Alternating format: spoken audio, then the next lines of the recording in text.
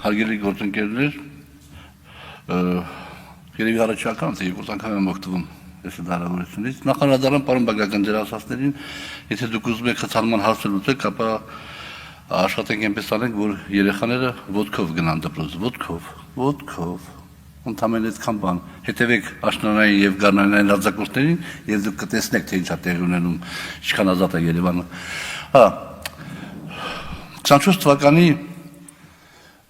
հոկտեմբերի 15-ին այս ամբիոնից խորհրդարանական լսումների ժամանակ Արգիշտի Քարամյանը խոսելով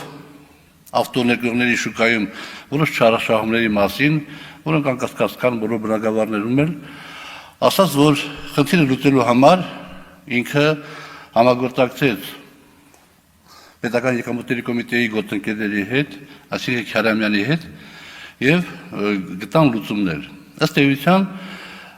պարոն Արգիշտի Քարամյանը հայտարարեց այս ամբիոնից, որ իրենք Բադասյանի հետ միասին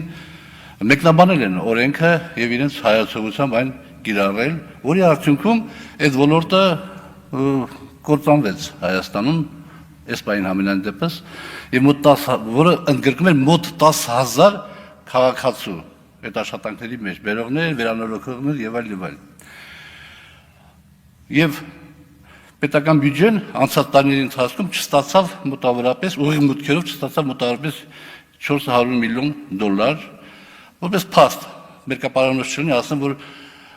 անցած տարվա հոկտեմբերի տվյալներով Վրաստանից Ղազախստանով դեպի Ռուսաստան արտահանված մեքենաները հասավ 1 միլիարդով ավելացավ։ Այդ մեքենաները արտահանվում էին հայ տնտեսվարողների կողմից, հիմա էլ են հայ տնտեսվարողների կողմից արտահանվում, ուղղակի փողերը գնում են ուրիշ երկրների բյուջե։ Հիմա մենք հետևողականներին ուզում ենք խաղաղագործություն եւ կոնյակագործությունը ոչնչացնենք։